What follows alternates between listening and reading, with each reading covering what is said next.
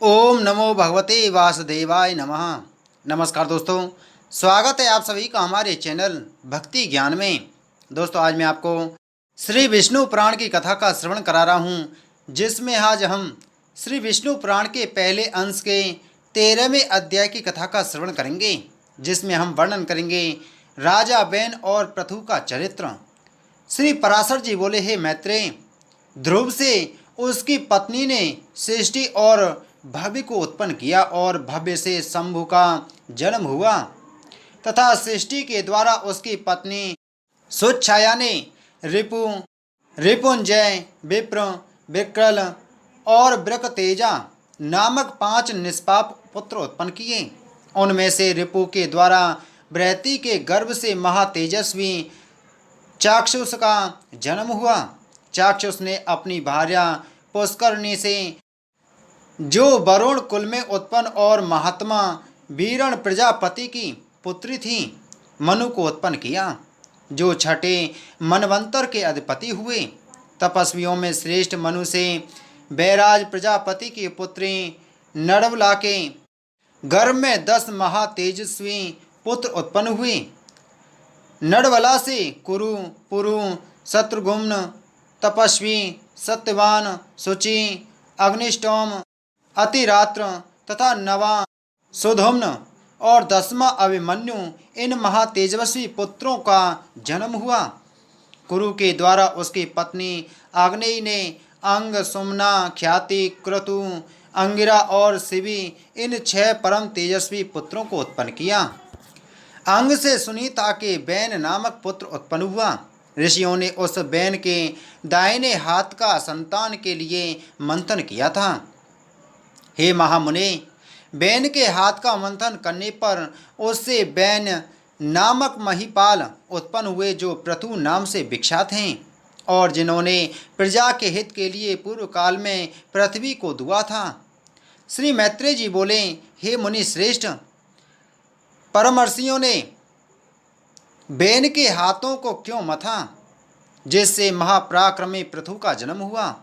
श्री पराशर जी बोले, हे मुनि, मृत्यु की सुनीता नाम वाली जो प्रथम पुत्री थी, वह अंग को पत्नी रूप से दी ब्याही गई थी, उसी से बैन का जन्म हुआ। हे मैत्रेय, वह मृत्यु की कन्या का पुत्र अपने माता में नाना के दोष से स्वभाव से ही दुष्ट प्रकृति हुआ। उस बैन का जिस समय महर्षियों द्वारा राजपद पर अभिषेक हुआ, उसी समय उस पृथ्वी पति ने संसार भर में यह घोषणा कर दी थी कि भगवान यज्ञ पुरुष मैं ही हूँ, मुझसे अतिरिक्त यज्ञ का भोक्ता और स्वामी हो ही कौन सकता है, इसलिए कभी कोई यज्ञ, दान और हवन आदि ना करें।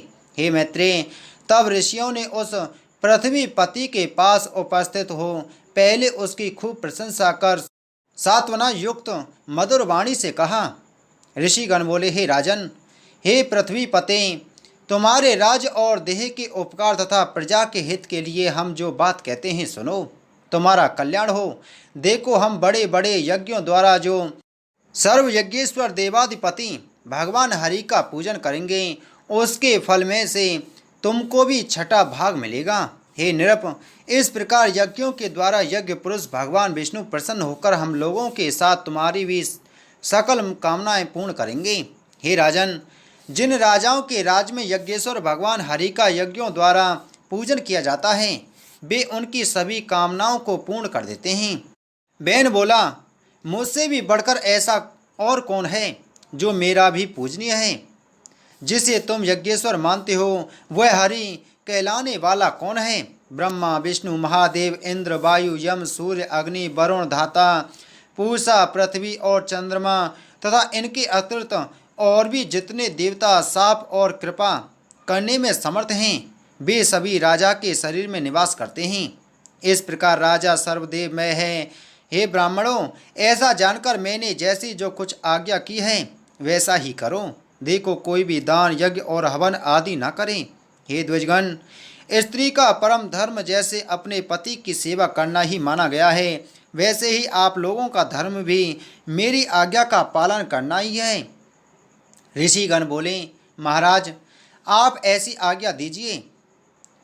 जिससे धर्म का क्षय न हो। देखिए, यह सारा जगत हवि यज्ञ में हवन की हुई सामग्री का ही परिणाम है। श्री पराशर जी बोले, महर्षियों के इस प्रकार बारंबार समझाने और कहने सुनने पर भी जब बैन ने ऐसी आज्ञा नहीं दी तो वे अत्यंत क्रुद्ध और अमरसयुक्त होकर आपस में कहने लगे, इस पापी को मारो मारो, जो अनादि और अनंत यज्ञ पुरुष प्रभु विष्णु की निंदा करता है। वह अनाचारी किसी प्रकार पृथ्वी पति होने के योग्य नहीं है। ऐसा कहे मुनिगणों ने भगवान की निंदा आदि करने के कारण पहले ही मरे हुए उस राजा को मंत्र से पवित्र किए हुए कुशाओं से मार डाला। हे ध्वज, तदंतर उन मुनीश्वरों ने सब ओर बड़ी धूल उठती देखी। उसे देखकर उन्होंने अपने निकटवर्ती लोगों से पूछा, यह क्या है? उन पुरुषों ने कहा, राष्ट्र के राजाहीन हो जाने से दीन दुखियां लोगों ने चोर बनकर दूसरों का धन लूटना आरंभ कर दिया है। हे मुनीश्वरों, उन तीव्र वेग वाले पर धनहारी चोरों के उत्पात से ही यह बड़ी भारी धूल उड़ती दिख रही है। तब उन सब मुनीश्वरों ने आपस में सलाह कर उस पुत्रहीन राजा की जंगा का पुत्र के लिए यत्नपूर्वक मंथन किया। उसकी जंगा के मथने पर उससे एक पुरुष उत्पन्न हुआ, जो जले ठूंठ के समान काला, अत्यंत नाटा और छोटे मुख वाला था। उसने अति आतुर होकर उन सब ब्राह्मणों से कहा, मैं क्या करूं? उन्होंने कहा, निषीद बैठ। अतः वह निषाद कहलाया। इसलिए हे मुनि शार्दूल, उससे उत्पन्न हुए विंध्याचल निवासी पाप परायण निषादगण हुए। उस निषाद रूप द्वार से राजा बैन का संपूर्ण पाप निकल गया। अतः निषादगण बैन के पापों का नाश करने वाले हुए। फिर उन ब्राह्मणों ने उसके दाएं हाथ का मंथन किया। उसका मंथन करने से परम प्रतापी बैन सुवन पृथु प्रकट हुए, जो अपने शरीर से प्रज्वलित अग्नि के समान दैव्यमान थे। इसी समय आज गव नामक आद सर्वप्रथम शिव धनुष और दिव्य बाण तथा कवच आकाश से गिरे। उनके उत्पन्न होने से सभी जीवों को अति आनंद हुआ और केवल सतपुत्र के ही जन्म लेने से बैन भी स्वर्गलोक को चला गया। इस प्रकार महात्मा पुत्र के कारण ही उसकी पुम अर्थात नरक से रक्षा हुई। महाराज पृथु के अभिषेक के लिए सभी समुद्र और नदियां सब प्रकार के रत्न और जल लेकर उपस्थित हुईं। उस समय अंगिरस देवगणों के सहित पितामह ब्रह्मा जी ने और समस्त स्थावर जंगम प्राणियों ने वहां आकर महाराज बैन पुत्र का राज्याभिषेक किया। उनके दाहिने हाथ में चक्र का चिन्ह देखकर उन्हें विष्णु का अंश जान पितामह ब्रह्मा जी को परम आनंद हुआ। यह श्री विष्णु भगवान के चक्र का चिन्ह सभी चक्रवर्ती राजाओं के हाथ में हुआ करता है। उनका प्रभाव कभी देवताओं से भी कुंठित नहीं होता। इस प्रकार महातेजस्वी और परम प्रतापी बैन पुत्र धर्म कुशल महानुभावों द्वारा विधि पूर्वक अति महान राजराजेश्वर पद पर अभिषिक्त हुए। जिस प्रजा को पिता ने अपरक्त अप्रसन्न किया था, उसी को उन्होंने अनुरंजित प्रसन्न किया। इसलिए अनुरंजन करने से उनका नाम राजा हुआ। जब वे समुद्र में चलते थे तो जल बहने से रुक जाता था। पर्वत उन्हें मार्ग देते थे और उनकी ध्वजा कभी भंग नहीं हुई। पृथ्वी बिना जोते बोए धान्य पकाने वाली थी। केवल चिंतन मात्र से ही अन्न सिद्ध हो जाता था। गौएं कामधेनु रूपा थीं और पत्ते पत्ते में मधु भरा रहता था। राजा पृथु ने उत्पन्न होते ही पैतामय यज्ञ किया। उससे सोमाविवसव के दिन सूती सोमाविवस भूमि से महामती सूत की उत्पत्ति हुई।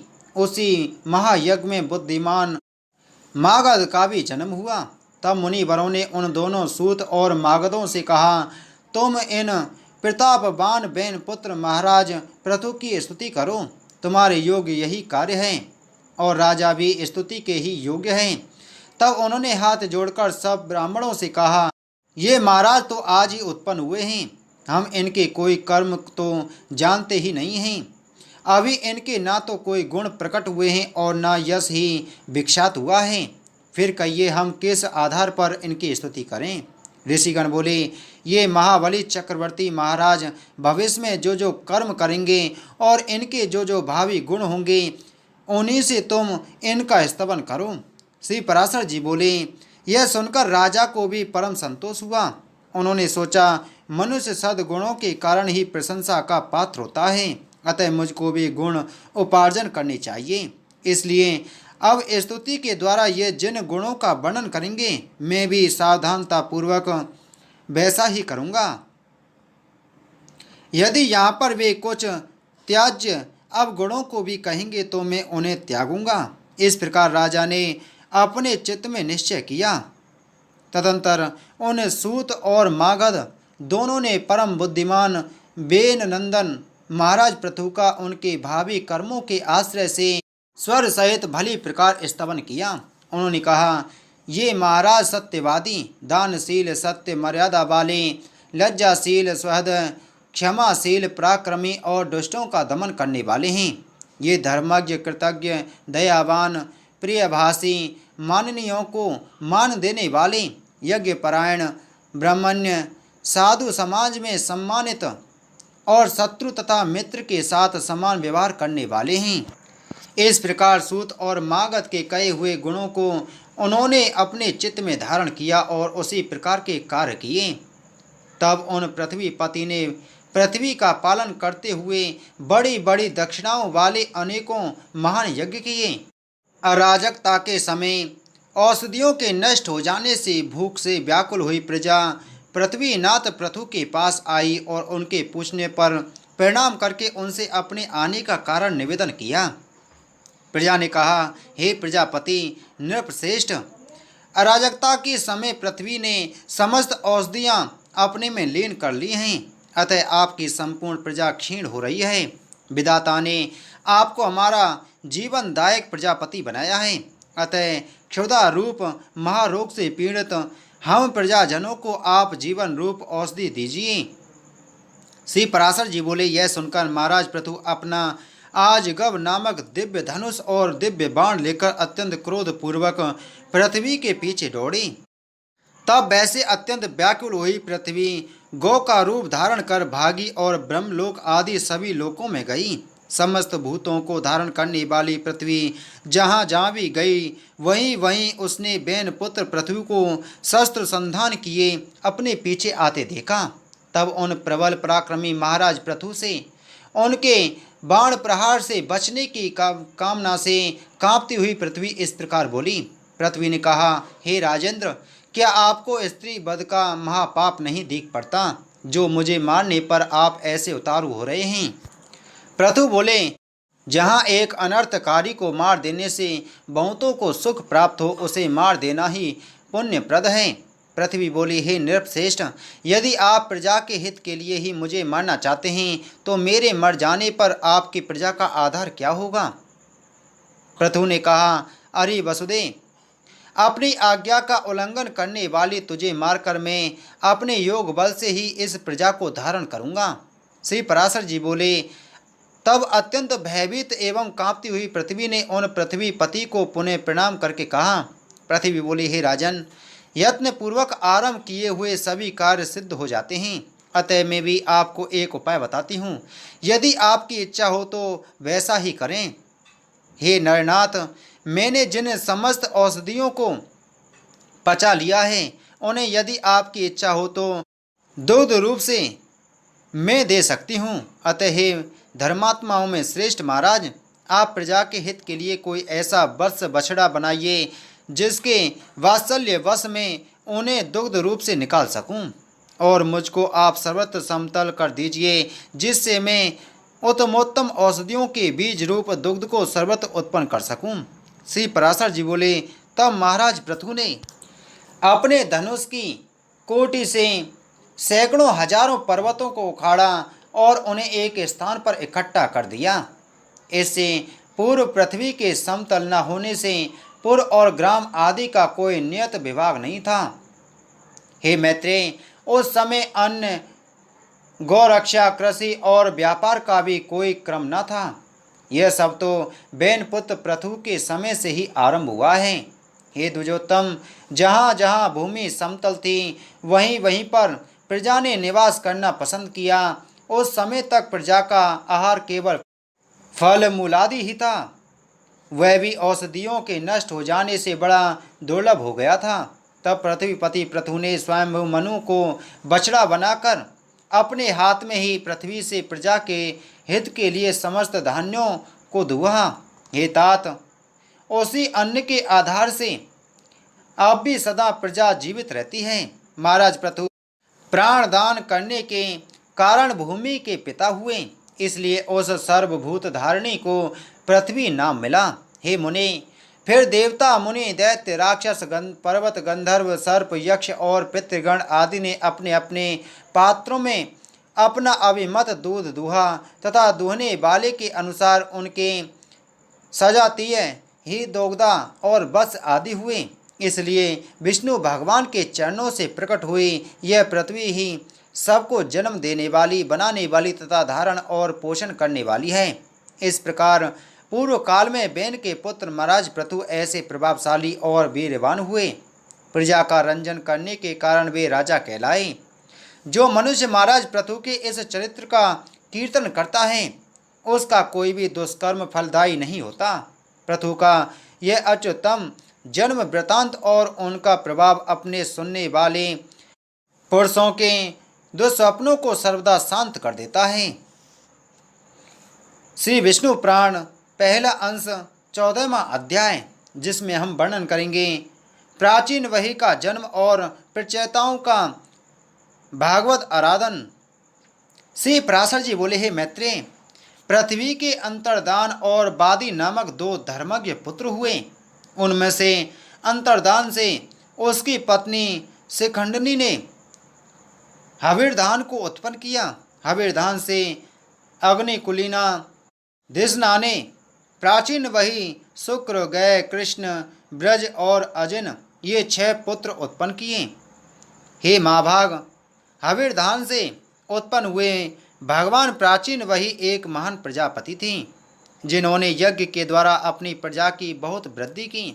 हे मुनि, उनके समय में यज्ञानुष्ठान की अधिकता के कारण प्राचीन नागर कुछ समस्त पृथ्वी में फैले हुए थे, इसलिए वे महाबली प्राचीन वही नाम से विख्यात हुए। हे महामते, उन महीपति ने महान तपस्या के अनंतर समुद्र की पुत्री सुवर्णा से विवाह किया। उस समुद्र कन्या सुवर्णा के प्राचीन वही से 10 पुत्र हुए। वे प्रचेता नामक सभी पुत्र धनुर्विद्या के पारगामी थे। उन्होंने समुद्र के जल में रहकर 10,000 वर्ष तक समान धर्म का आचरण करते हुए घोर तपस्या की। श्री मैत्रेय जी बोले, हे महामुनि, उन महात्मा प्रचेताओं ने जिस लिए समुद्र के जल में तपस्या की थी सो आप कहिए।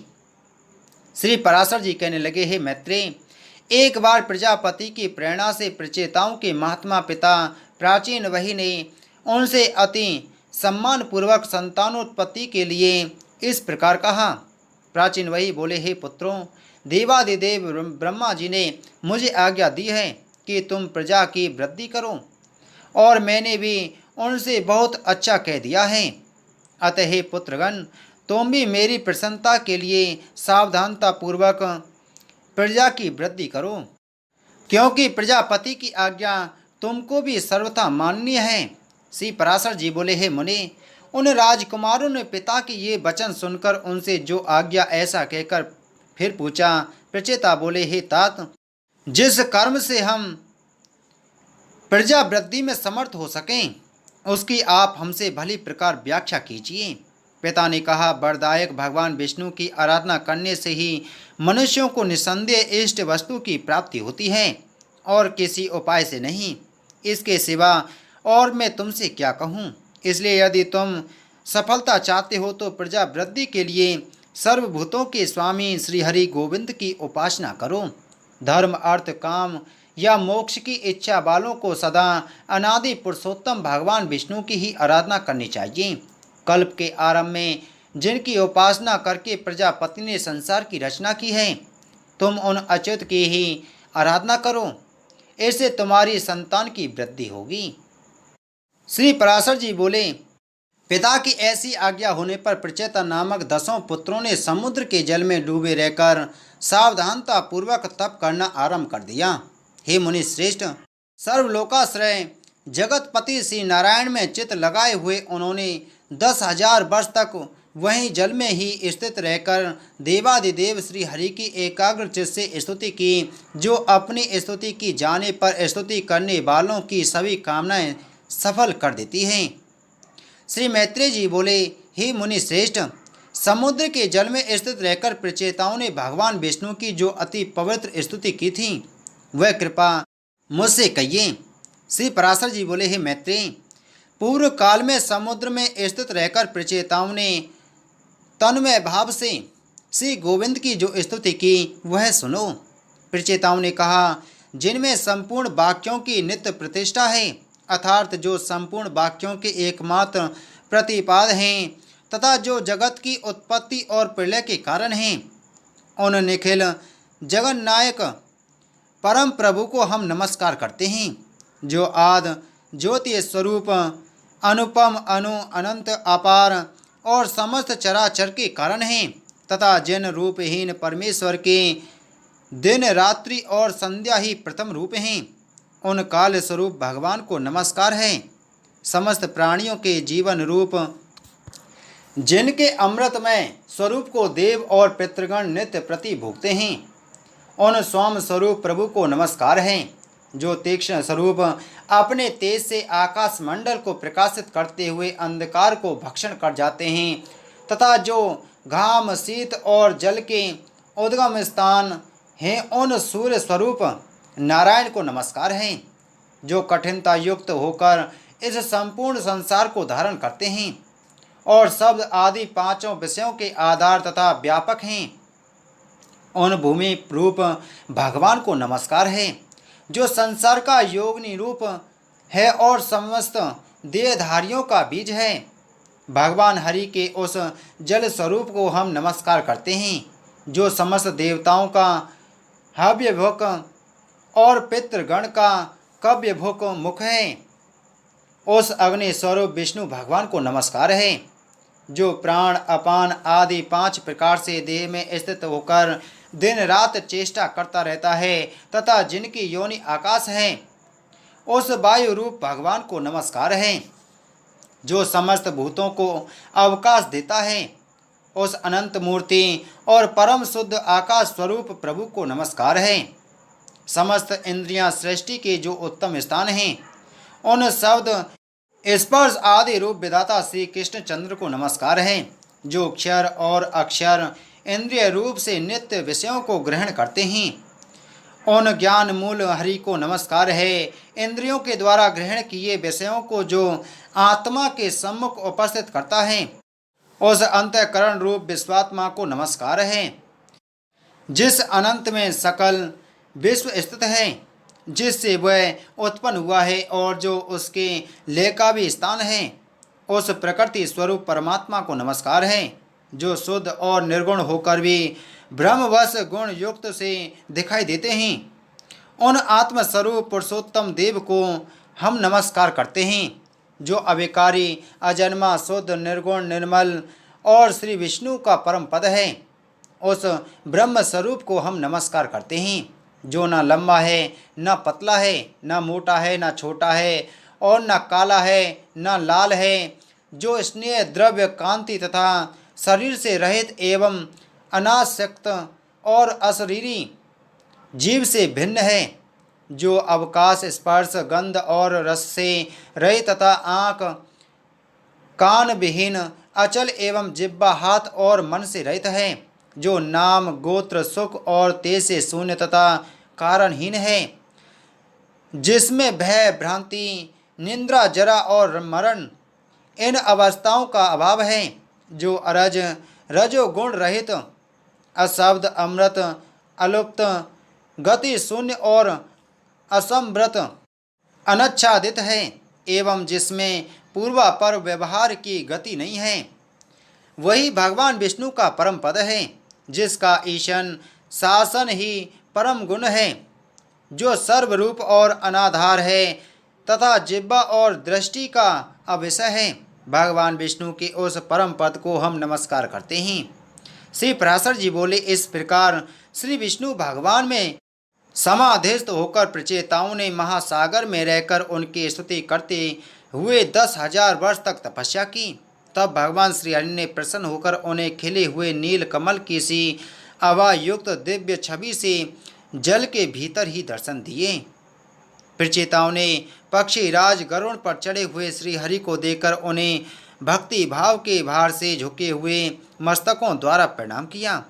तब भगवान ने उनसे कहा, मैं तुमसे प्रसन्न होकर तुम्हें वर देने के लिए आया हूँ, तुम अपना अभीष्ट वर मांगो। तब प्रचेताओं ने वरदायक श्री हरि को प्रणाम कर जिस प्रकार उनके पिता ने उन्हें प्रजा वृद्धि के लिए आज्ञा दी थी, वह सब उनसे निवेदन की। तदंतर भगवान उन्हें अभीष्ट वर देकर अंतर ध्यान हो गए और वे जल से बाहर निकल आए। आइए सुनते हैं श्री विष्णु पुराण के पहले अंश के 15वें अध्याय को, जिसमें हम वर्णन करेंगे प्रचेताओं का मारिसा नामक कन्या के साथ विवाह, दक्ष प्रजापति की उत्पत्ति एवं दक्ष की 8 कन्याओं के वंश का वर्णन। श्री पराशर जी बोले, प्रचेताओं के तपस्या में लगे रहने से कृषि आदि द्वारा किसी प्रकार की रक्षा न होने के कारण पृथ्वी को वृक्षों ने ढक लिया और प्रजा बहुत कुछ नष्ट हो गई। आकाश वृक्षों से भर गया था, इसलिए 10,000 वर्ष तक ना तो वायु ही चला और न प्रजा ही किसी प्रकार की चेष्टा कर सकी। जल से निकलने पर उन वृक्षों को देखकर प्रचेतागण अति क्रोधित हुए और उन्होंने रोषपूर्वक अपने मुख से वायु और अग्नि को छोड़ा। वायु ने वृक्षों को उखाड़ उखाड़ कर सुखा दिया और प्रचंड अग्नि ने उन्हें जला डाला। इस प्रकार उस समय वहाँ वृक्षों का नाश होने लगा। तब वह भयंकर वृक्ष प्रलय देखकर थोड़े से वृक्षों के रह जाने पर उनके राजा सोम ने प्रजापति प्रचेताओं के पास जाकर कहा, हे नृपतिगण, आप क्रोध शांत कीजिए और मैं जो कुछ चाहता हूँ सुनिए। मैं वृक्षों के साथ आप लोगों की संधि करा दूंगा। वृक्षों से उत्पन्न हुई इस सुंदर वर्ण वाली रत्न स्वरूपा कन्या का मैंने पहले से ही भविष्य को जानकर अपनी अमृतमयी किरणों से पालन पोषण किया है। वृक्षों की यह कन्या मारिसा नाम से प्रसिद्ध है। यह महाभागा इसलिए ही उत्पन्न की गई है कि निश्चय ही तुम्हारे वंश को बढ़ाने वाली तुम्हारी भार्या हो और तुम्हारे आदि आदि तेज से इसके परम विद्वान दक्ष नामक प्रजापति उत्पन्न होगा। वह तुम्हारे तेज के सहित मेरे अंश से युक्त होकर अपने तेज के कारण अग्नि के समान होगा और प्रजा की खूब वृद्धि करेगा। पूर्व काल में वेदवेत्ताओं में श्रेष्ठ एक कंडु नामक मुनीश्वर थे। उन्होंने गोमती नदी के परम रमणीक तट पर घोर तप किया। तब इंद्र ने उन्हें तपोभ्रष्ट करने के लिए प्रमलोचा नाम की उत्तम अप्सरा को नियुक्त किया। उस मंजू हासनी ने उन ऋषि श्रेष्ठ को विचलित कर दिया। उसके द्वारा क्षुब्ध होकर वे 100 से भी अधिक वर्ष तक विषयासक्त चित्त से मंदराचल के कंदरा में रहे। तब हे महाभागा, एक दिन उस अप्सरा ने कंडु ऋषि से कहा, हे ब्रह्मन, अब मैं स्वर्गलोक को जाना चाहती हूँ, आप प्रसन्नतापूर्वक मुझे आज्ञा दीजिए। उसके ऐसा कहने पर उसमें आसक्ति चित हुए मुनि ने कहा, भद्रे, अभी कुछ दिन और रहो। उनके ऐसा कहने पर उस सुंदरी ने महात्मा कंडु के साथ अगले 100 वर्ष तक और रहकर नाना प्रकार के भोग भोगी। तभी उसके यह पूछने पर कि भगवान मुझे स्वर्गलोक को जाने की आज्ञा दीजिए, ऋषि ने यही कहा कि अभी और ठहरो। तदंतर 100 वर्ष से कुछ अधिक बीत जाने पर उस सुमुखी ने प्रणय युक्त मुस्कान से शोभित वचनों में फिर कहा, ब्रह्मन, अब मैं स्वर्ग को जाती हूँ। यह सुनकर मुनि ने उस विशालाक्षी को आलिंगन कर कहा, आई शुभ्रू, अब तो तू बहुत दिनों के लिए चली जाएगी, इसलिए क्षण भर तो और ठहर। तब वह सुश्रोणी सुंदर कमर वाली उस ऋषि के साथ क्रीड़ा करती हुई 200 वर्ष से कुछ कम और रही। हे महाभाग, इस प्रकार जब जब वह सुंदरी देवलोक को जाने के लिए कहती, तभी कंडु ऋषि उससे यही कहते कि अभी ठहर जा। मुनि के इस प्रकार कहने पर प्रणय भंग की पीड़ा को जानने वाली उस दक्षिणा ने अपने दक्षिण वश तथा मुनि के हिसाब से भयभीत होकर उन्हें ना छोड़ा तथा उन महर्षि महोदय का भी कामासक्त चित्त से उसके साथ अहर्निश रमण करते करते उसमें नित्य नूतन प्रेम बढ़ता गया। एक दिन वे मुनिवर बड़ी शीघ्रता से अपनी कुटी से निकले। उनके निकलते समय वह सुंदरी बोली, आप कहाँ जाते हैं? उसके इस प्रकार पूछने पर मुनि ने कहा, हे सुबह, दिन अस्त हो चुका है, इसलिए मैं संध्या उपासना करूँगा, नहीं तो नित्य क्रिया नष्ट हो जाएगी। तब उस सुंदर दांतों वाली ने उन मुनीश्वरों से हंसकर कहा, हे सर्वधर्मज्ञ, क्या आज ही आपका दिन अस्त हुआ है? हे विप्र, अनेकों वर्षों के पश्चात आज आपका दिन अस्त हुआ है, इससे कहिए किसको आश्चर्य न होगा। मुनि बोले, भद्रे, नदी के इस सुंदर तट पर तुम आज सवेरे ही तो आई हो, मुझे भली प्रकार स्मरण है, मैंने आज ही तुमको अपने आश्रम में प्रवेश करते देखा था। अब दिन के समाप्त होने पर यह संध्या काल हुआ है, फिर सच तो कहो, ऐसा उपहास क्यों करती हो? ब्रह्मलोचा बोली, ब्राह्मण, आपका यह कथन कि तुम सवेरे ही आई हो ठीक ही है, इसमें झूठ नहीं, किंतु उस समय को तो आज सैकड़ों वर्ष बीत चुके हैं। सोम ने कहा। तब उन विप्रवर ने उस विशालाक्षी से कुछ घबराकर पूछा, अरे भीरू, ठीक ठीक बता, तेरे साथ रमण करते मुझे कितना समय बीत गया? ब्रह्मलोचा ने कहा, अब तक 907 वर्ष 6 महीने तथा 3 दिन और भी बीत चुके हैं। ऋषि बोले, अभी भीरू, यह तो ठीक कहती है या हे सुबह मेरी हंसी करती है? मुझे तो ऐसा ही प्रतीत होता है कि मैं इस स्थान पर तेरे साथ केवल एक ही दिन रहा हूँ। ब्रह्मलोचा बोली, हे ब्राह्मण, आपके निकट में झूठ कैसे बोल सकती हूँ? और फिर विशेषतया उस समय जबकि आज आप अपने धर्म मार्ग का अनुसरण करने में तत्पर होकर मुझसे पूछ रहे हैं। सोम ने कहा, हे राजकुमारों, उसके ये सत्य वचन सुनकर मुनि ने मुझे धिक्कार है ऐसा कहकर स्वयं ही अपने को बहुत कुछ भला बुरा कहा। मुनि बोले, ओ मेरा तप नष्ट हो गया, जो ब्रह्मवेत्ताओं का धन था वह लुट गया और विवेक बुद्धि मारी गई। अहो, स्त्री को तो किसी ने मोह उपजाने के लिए ही रचा है। मुझे अपने मन को जीतकर 6 उर्मियों से अतीत पर ब्रह्म को जानना चाहिए, जिसने मेरी इस प्रकार की बुद्धि को नष्ट कर दिया। उस काम रूपी महाग्रह को धिक्कार है। नरक ग्राम के मार्ग रूप इस स्त्री के संग से वेद भगवान की प्राप्ति के कारण रूप मेरे समस्त व्रत नष्ट हो गए। इस प्रकार उन धर्मज्ञ मुनिवर ने अपने आप ही अपनी निंदा करते हुए वहाँ बैठी हुई उस अप्सरा से कहा, अरे पापनी, अब तेरी जहाँ इच्छा हो चली जा। तूने अपनी भावभंगी से मुझे मोहित करके इंद्र का जो कार्य था वह पूरा कर लिया। मैं अपने क्रोध से प्रज्वलित हुआ अग्नि द्वारा तुझे भस्म नहीं करता हूँ, क्योंकि सज्जनों की मित्रता 7 पग 7 रहने से ही हो जाती है, और मैं तो इतने दिन तेरे साथ निवास कर चुका हूँ।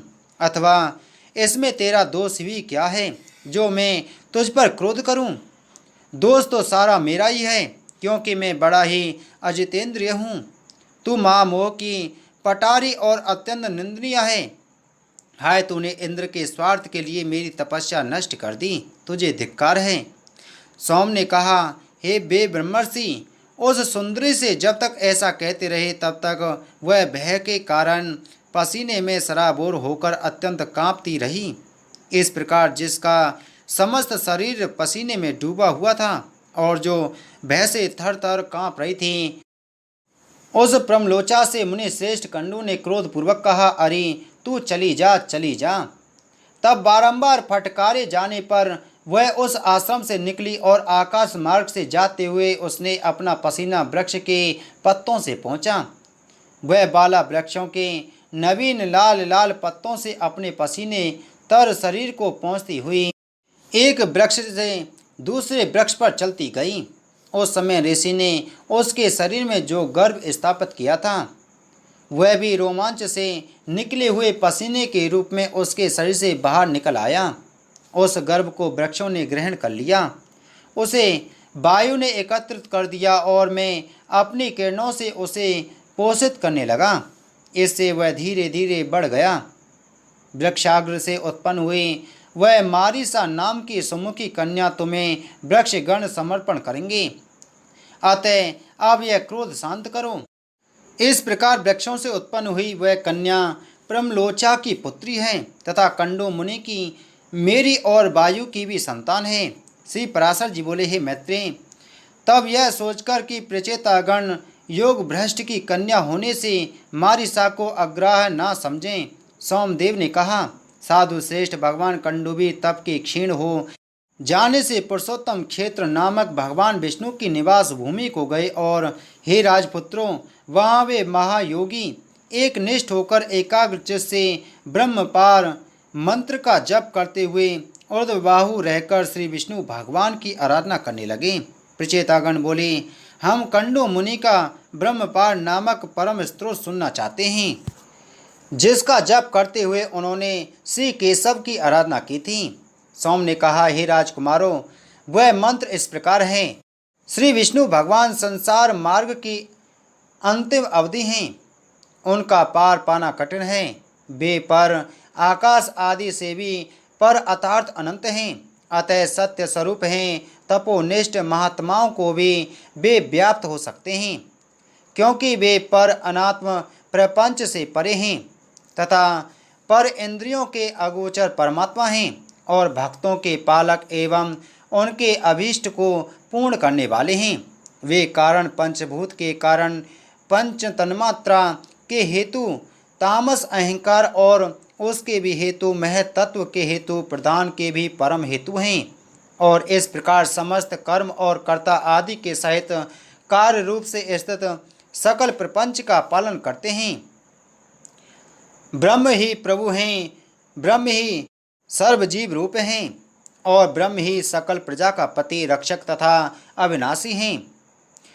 वह ब्रह्म अव्यय नित्य और अजन्मा हैं तथा वही क्षय आदि समस्त विकारों से शून्य विष्णु हैं, क्योंकि वह अक्षर अज और नित्य ब्रह्म ही पुरुषोत्तम भगवान विष्णु हैं। इसलिए उनका नित्य अनुरक्त भक्त होने के कारण मेरे राग आदि दोष शांत हो। इस ब्रह्मपार नामक परम स्त्रोत का जप करते हुए श्री केशव की आराधना करने से उन मुनीश्वरों ने परम सिद्धि प्राप्त की। जो पुरुष इस स्तव को नित्य प्रति पढ़ता या सुनाता है, वह काम आदि सकल दोषों से मुक्त होकर अपना मनोवांछित फल प्राप्त करता है। अब मैं तुम्हें यह बताता हूँ कि यह मारिसा पूर्व जन्म में कौन थी। यह बता देने से तुम्हारे कार्य का गौरव सफल होगा, अर्थात तुम प्रजावृद्धि रूप फल प्राप्त कर सकोगे। यह साध्वी अपने पूर्व जन्म में एक महारानी थी। पुत्रहीन अवस्था में ही पति के मर जाने पर इस महाभागा ने अपने भक्ति भाव से विष्णु भगवान को संतुष्ट किया। इसकी आराधना से प्रसन्न हो विष्णु भगवान ने प्रकट होकर कहा, हे सुबे, वर मांग। तब इसने अपनी मनोविलासा इस प्रकार कह सुनाई, भगवान, बाल विधवा होने के कारण मेरा जन्म व्यर्थ हुआ। हे जगतपति, मैं ऐसी अभाग्नि हूँ कि फलहीन पुत्रहीन ही उत्पन्न हुई। अतः आपकी कृपा से जन्म जन्म में मेरे बड़े प्रशंसनीय पति हों और प्रजापति ब्रह्मा जी के समान पुत्र हों। और हे अधोक्षज, आपके प्रसाद से मैं भी कुलशील अवस्था, सत्य, दाक्षिण्य, कार्य कुशलता, शीघ्र कार्यता, अभिसंवादिता, उल्टा न कहना, सत्व, वृद्ध सेवा और कृतज्ञता आदि गुणों से तथा सुंदर रूप संपत्ति से संपन्न और सबको प्रिय लगने वाली अयोनिजा माता के गर्भ से जन्म लिए बिना ही उत्पन्न होऊं। सोम बोले, उसके ऐसा कहने पर वरदायक परमेश्वर देवादिदेव श्री हरिकेशव ने प्रणाम के लिए झुकी हुई उस बाला को उठाकर कहा। भगवान बोले, तेरे एक ही जन्म में बड़े पराक्रमी और विख्यात कर्मवीर 10 पति होंगे और हे शोभने, उसी समय तुझे प्रजापति के समान एक महावीरवान एवं अत्यंत बल विक्रय युक्त पुत्र भी प्राप्त होगा। वह इस संसार में कितने ही वंशों को चलाने वाला होगा और उसकी संतान संपूर्ण त्रिलोकी में फैल जाएगी। तथा तू भी मेरी कृपा से उदार रूप, गुण संपन्न, सुशीला और मनुष्यों के चित्त को प्रसन्न करने वाली अयोनिजा ही उत्पन्न होगी। हे राजपुत्रों, उस विशालाक्षी से ऐसा कहकर भगवान अंतर्ध्यान हो गए और वहीं यह मारिसा के रूप से उत्पन्न हुई तुम्हारी पत्नी है। श्री पराशर जी बोले, तब सोमदेव के कहने से प्रचेताओं ने अपना क्रोध शांत किया और उस मारिसा को वृक्षों से पत्नी रूप में ग्रहण किया। उन 10 प्रचेताओं से मारिसा के महाभाग दक्ष प्रजापति का जन्म हुआ, जो पहले ब्रह्मा जी से उत्पन्न हुए थे। हे मामते, उन महाभाग दक्ष ने ब्रह्मा जी की आज्ञा पालते हुए सर्ग रचना के लिए उदत होकर उनकी अपनी सृष्टि बढ़ाने और संतान उत्पन्न करने के लिए नीच ऊंच तथा द्विपद, चतुष्पद आदि नाना प्रकार के जीवों को पुत्र रूप से उत्पन्न किया। प्रजापति दक्ष ने पहले मन से ही सृष्टि करके फिर स्त्रियों की उत्पत्ति की। उनमें से 10 धर्म को और 13 कश्यपों को दी तथा काल परिवर्तन में नियुक्त अश्विनी आदि 27 चंद्रमा को विवाह दी। उन्हीं से देवता, दैत्य, नाग, गौ, पक्षी, गंधर्व, अप्सरा और दानव आदि उत्पन्न हुए। हे मैत्रेय, दक्ष के समय से ही प्रजा का मैथुन स्त्री पुरुष संबंध द्वारा उत्पन्न होना आरंभ हुआ है। उससे पहले तो अत्यंत तपस्वी प्राचीन सिद्धि पुरुषों के तपोबल से उनके संकल्प दर्शन अथवा स्पर्श मात्र से ही प्रजा उत्पन्न होती थी। श्री मैत्रेय जी बोले, हे माँ मुने, मैंने तो सुना था कि दक्ष का जन्म ब्रह्मा जी के दाएं अंगूठे से हुआ था। फिर वे प्रचेताओं के पुत्र किस प्रकार हुए? हे ब्रह्मन, मेरे हृदय में यह बड़ा संदेह है कि सोमदेव के दोहित्र देवते होकर भी फिर वे उनके ससुर हुए। श्री पराशर जी बोले, हे मैत्रेय, प्राणियों के उत्पत्ति और नाश प्रवाह रूप से निरंतर हुआ करते हैं। इस विषय में ऋषियों तथा अन्य दिव्य दृष्टि पुरुषों को कोई मोह नहीं होता। हे मुनि श्रेष्ठ, ये दक्ष आदि युग युग में होते हैं और फिर लीन हो जाते हैं। इसमें विद्वानों को किसी प्रकार का संदेह नहीं होता। हे द्विजोत्तम, इनमें पहले किसी प्रकार की ज्येष्ठता अथवा कनिष्ठता भी नहीं थी। उस समय तप और प्रभाव ही उनकी ज्येष्ठता का कारण होता था। श्री मैत्रेय जी बोले, हे ब्रह्मन, आप मुझसे देव, दानव, गंधर्व, सर्प और राक्षसों की उत्पत्ति विस्तार पूर्वक कहिए। श्री पराशर जी बोले, हे मामुने, स्वयंभू भगवान ब्रह्मा जी की ऐसी आज्ञा होने पर कि तुम प्रजा उत्पन्न करो। दक्ष ने पूर्व काल में जिस प्रकार प्राणियों की रचना की थी वह सुनो। उस समय पहले तो दक्ष ने ऋषि, गंधर्व, असुर और सर्प आदि मानसिक प्राणियों को ही उत्पन्न किया। इस प्रकार रचना करते हुए जब उनकी वह प्रजा और ना बढ़ी तो उन प्रजापति ने सृष्टि की वृद्धि के लिए मन में विचार कर मैथुन धर्म से नाना प्रकार की प्रजा उत्पन्न करने की इच्छा से वीरण प्रजापति की अति तपस्विनी और लोकधारिणी पुत्री असिकनी से विवाह किया। तदंतर वीरवान प्रजापति दक्ष ने सर्ग की वृद्धि के लिए वीरण सुता असिकनी से 5 सहस्त्र पुत्र उत्पन्न किए। उन्हें प्रजा वृद्धि के इच्छुक देख प्रियवादी देवर्षि नारद ने उनके निकट जाकर इस प्रकार कहा, हे महापराक्रमी हरिश्वगण, आप लोगों की ऐसी चेष्टा प्रतीत होती है कि आप प्रजा उत्पन्न करेंगे। सो मेरा यह कथन सुनो, खेद की बात है।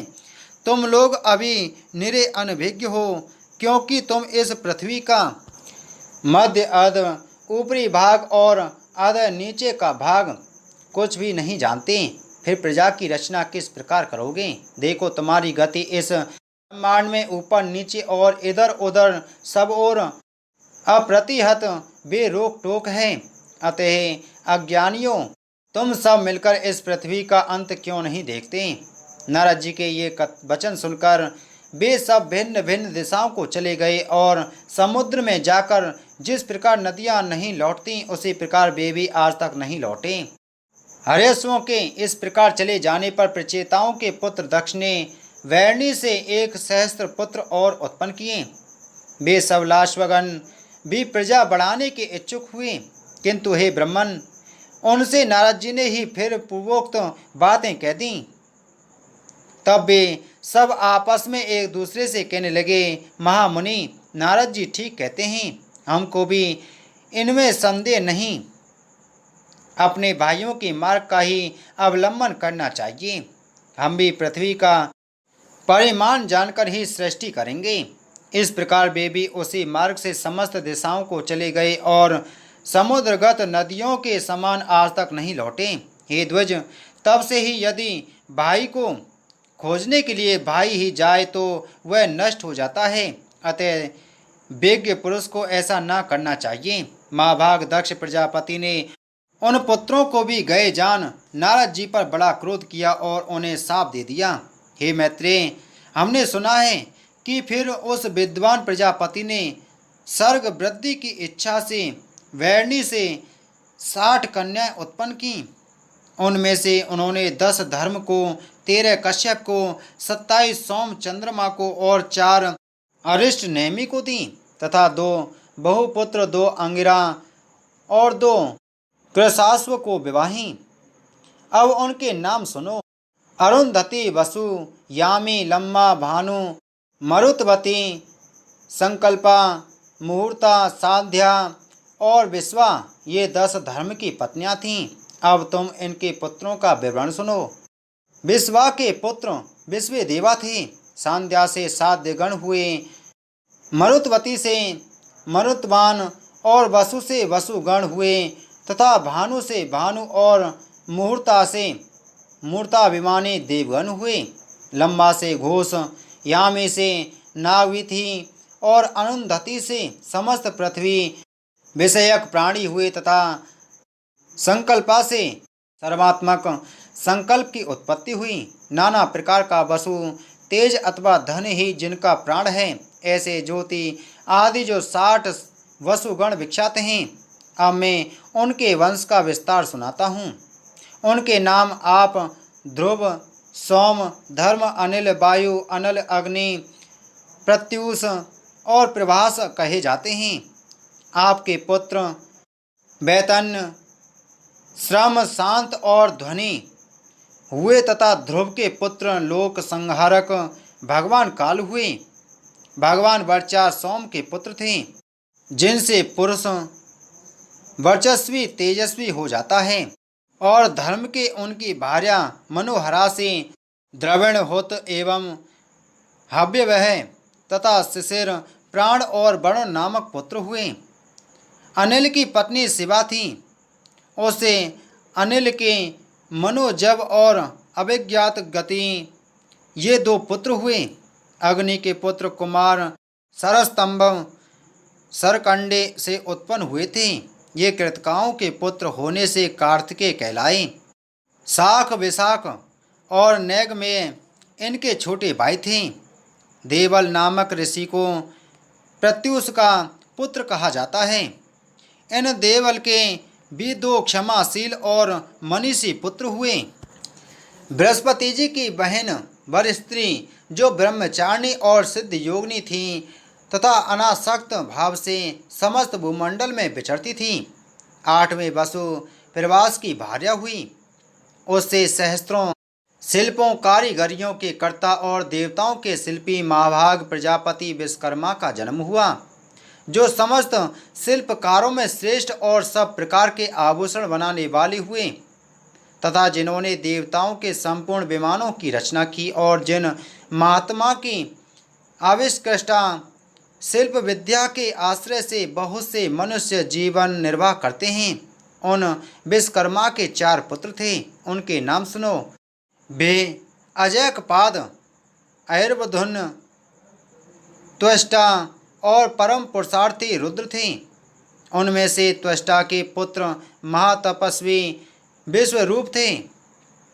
हे महामुने, हर बहुरूप त्र्यंबक अपराजित, वृषाकपि, शंभु, कपर्दी, रेवत, मृगवाद्य, सर्व और कपाली ये त्रिलोकी के अधीश्वर 11 रुद्र कहे गए हैं। ऐसे सैकड़ों महातेजस्वी एकादश रुद्र प्रसिद्ध हैं। जो दक्ष कन्याएं कश्यप जी की स्त्रियां हुईं उनके नाम सुनो।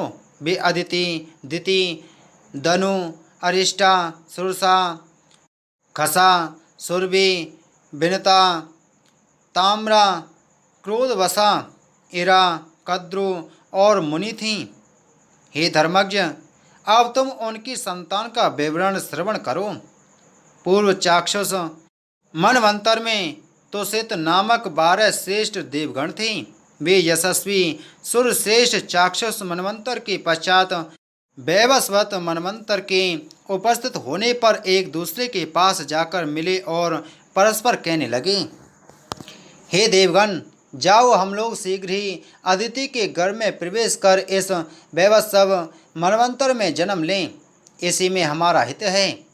इस प्रकार चाक्षुष मनवंतर में निश्चय कर उन सब ने मरीचि पुत्र कश्यप जी के यहाँ दक्ष कन्या अदिति के गर्भ से जन्म लिया। वे अति तेजस्वी उससे उत्पन्न होकर विष्णु, इंद्र, ऐर्मा, धाता, त्रष्टा, पूषा, विवस्वान, सविता, मैत्र, वरुण, अंशु और भग नामक 12 आदित्य कहलाए। इस प्रकार पहले चाक्षुष मनवंतर में जो तोषित नामक देवगण थे वे ही वैवस्वत मनवंतर में 12 आदित्य हुए। सोम की जिन 27 सुवर्ता पत्नियों के विषय में पहले कह चुके हैं वे सब नक्षत्र योगिनी हैं और उन नामों से ही विख्यात हैं। उन अति तेजस्वियों से अनेक प्रतिभाशाली पुत्र उत्पन्न हुए।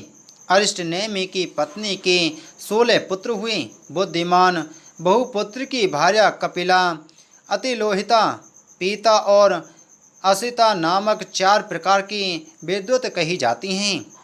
ब्रह्मर्षियों से सत्कृष्ट ऋचाओं के अभिमानी देव श्रेष्ठ प्रत्यंगिरा से उत्पन्न हुए हैं तथा शास्त्रों के अभिमानी देव प्रहरण नामक देवगण देवर्षि कृशाश्व की संतान कहे जाते हैं।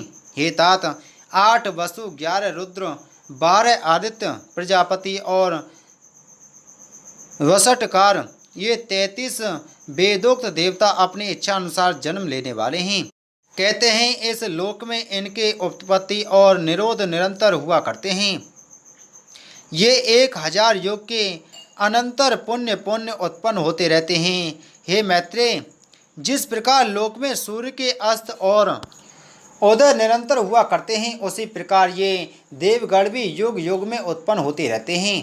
हमने सुना है दिति के कश्यप जी के वीर से परम दुर्जय हिरण्यकशिपु और हिरण्याक्ष नामक 2 पुत्र तथा सिंगिका नाम की एक कन्या हुई जो विप्रचिति को विवाही गई। हिरण्यकशिपु के अति तेजस्वी और महापराक्रमी अनुप्लाद, लाद, बुद्धिमान प्रहलाद और संलाद नामक 4 पुत्र हुए जो दैत्य वंश को बढ़ाने वाले थे। हे महाभाग, उनमें प्रहलाद जी सर्वत्र समदर्शी और जितेंद्रिय थे जिन्होंने श्री विष्णु भगवान की परम भक्ति का वर्णन किया था, जिनको दैत्यराज द्वारा दीप्त किए हुए अग्नि ने उनके सर्वांग में व्याप्त होकर भी हृदय में वासुदेव भगवान के स्थित रहने से नहीं जला पाया, जिन महाबुद्धिमान के पास बद्ध होकर समुद्र के जल में पड़े पड़े इधर उधर हिलने डुलने से सारी पृथ्वी हिलने लगी थी, जिनका पर्वत के समान कठोर शरीर सर्वत्र भगवच्चित रहने के कारण दैत्यराज के चलाए हुए अस्त्र शस्त्रों से भी छिन्न भिन्न नहीं हुआ। दैत्यराज द्वारा प्रेरित विषाग्नि से प्रज्वलित मुख वाले सर्प भी जिन महातेजस्वी का अंत नहीं कर सके, जिन्होंने भगवत स्मरण रूपी कवच धारण किए रहने के कारण पुरुषोत्तम भगवान का स्मरण करते हुए पत्थरों की मार पड़ने पर भी अपने प्राणों को नहीं छोड़ा। स्वर्ग निवासी दैत्यपति द्वारा ऊपर से गिराए जाने पर जिन महामती को पृथ्वी ने पास जाकर बीच ही में अपनी गोद में धारण कर लिया। चित्त में श्री मधुसूदन भगवान के स्थित रहने से दैत्यराज का नियुक्त किया हुआ सबका शोषण करने वाला वायु जिनके शरीर में लगने से शांत हो गया। दैत्येंद्र द्वारा आक्रमण के लिए नियुक्त उन्मत्त 2 गजों के दांत जिनके वृक्ष स्थल में लगने से टूट गए और उनका सारा मद चूर्ण हो गया। पूर्व काल में दैत्यराज के पुरोहितों की उत्पत्ति की हुई कृत्या भी जिन गोविंदासक्त चित भक्त राज के अंत का कारण नहीं हो सकी, जिनके ऊपर प्रयुक्त की हुई अति मायावी सम्रासुर की हजारों मायाएं श्री कृष्णचंद्र के चक्र से व्यर्थ हो गईं, जिन मतिमान और निर्मत्सर ने दैत्यराज के रसोइयों के लाए हुए हलाल विष को निर्विकार भाव से पचा लिया, जो इस संसार में समस्त प्राणियों के प्रति समान चित्त और अपने समान ही दूसरों के लिए भी परम प्रेम युक्त थे, और जो परम धर्मात्मा महापुरुष सत्य एवं शौर्य आदि गुणों की खानी तथा समस्त साधु पुरुषों के लिए अपमान स्वरूप हुए थे। आइए सुनते हैं श्री विष्णु पुराण के पहले अंश के 16वें अध्याय को, जिसमें हम वर्णन करेंगे नृसिंह अवतार विषयक प्रश्न। श्री मैत्रेय जी बोले, आपने महात्मा मनु पुत्र के वंशों का वर्णन किया और यह भी बताया कि इस जगत के सनातन कारण भगवान विष्णु ही हैं, किंतु भगवान आपने जो कहा कि दैत्य श्रेष्ठ प्रहलाद जी को ना तो अग्नि ने ही भस्म किया और ना ही उन्होंने अस्त्र शस्त्रों से आघात किए जाने पर भी अपने प्राणों को छोड़ा तथा पासबंद होकर समुद्र के जल में पड़े रहने पर उनके हिलते डुलते हुए अंगों से आहत होकर पृथ्वी डगमगाने लगी और शरीर पर पत्थरों की बौछार पड़ने पर भी वे नहीं मरे। इस प्रकार जिन महाबुद्धिमान का आपने बहुत ही महत्तम वर्णन किया है, हे मुने, जिन अति तेजस्वी महात्मा के ऐसे चरित्र हैं, मैं उन परम विष्णु भक्त का अतुलित प्रभाव सुनना चाहता हूँ। हे मुनिवर, वे तो बड़े ही धर्मपरायण थे, फिर दैत्यों ने उन्हें क्यों अस्त्र शस्त्रों से पीड़ित किया और क्यों समुद्र के जल में डाला? उन्होंने किस लिए उन्हें पर्वतों से दबाया? किस कारण सर्पों से डसाया? क्यों पर्वत शिखर से गिराया और क्यों अग्नि में डलवाया? उन महादैत्यों ने उन्हें 2 गजों से दांतों से क्यों रुंधवाया और क्यों सर्वशोषक वायु को उनके लिए नियुक्त किया? हे मुने, उन पर दैत्य गुरुओं ने किस लिए कृत्या का प्रयोग किया और सम्रासुर ने क्यों अपनी सहस्त्रों मायाओं का वार किया? उन महात्मा को मारने के लिए दैत्यराज के रसोइयों ने, जिसे वे महाबुद्धिमान पचा गए थे, ऐसा हलाहल विष क्यों दिया? हे महाभाग, महात्मा प्रहलाद का यह संपूर्ण चरित्र जो उनके महान महात्म का सूचक है, मैं सुनना चाहता हूँ। यदि दैत्यगण उन्हें नहीं मार सके तो इसका मुझे कोई आश्चर्य नहीं है, क्योंकि जिसका मन अनन्य भाव से भगवान विष्णु में लगा हुआ है, उसको भला कौन मार सकता है? आश्चर्य तो इसी का है कि जो नित्य धर्मपरायण और भगवद आराधना में तत्पर रहते हैं, उनसे उनके ही कुल में उत्पन्न हुए दैत्यों ने ऐसा अति दुष्कर द्वेष किया, क्योंकि ऐसे समदर्शी और धर्मभीरू पुरुषों से तो किसी का भी द्वेष होना अत्यंत कठिन है। उन महात्मा महाभाग मत्सरहीन विष्णु भक्त को दैत्यों ने किस कारण से इतना कष्ट दिया, सो आप मुझसे कहिए। महात्मा लोग तो ऐसे गुण संपन्न साधु पुरुषों के विपक्षी होने पर भी उन पर किसी प्रकार का प्रहार नहीं करते, फिर स्वपक्ष में होने पर तो कहना ही क्या है। इसलिए हे मुनि श्रेष्ठ, यह संपूर्ण वृत्तांत विस्तार पूर्वक वर्णन कीजिए। मैं उन दैत्यराज का संपूर्ण चरित्र सुनना चाहता हूँ। बोलो श्री विष्णु पुराण की जय। बोलो विष्णु भगवान की जय।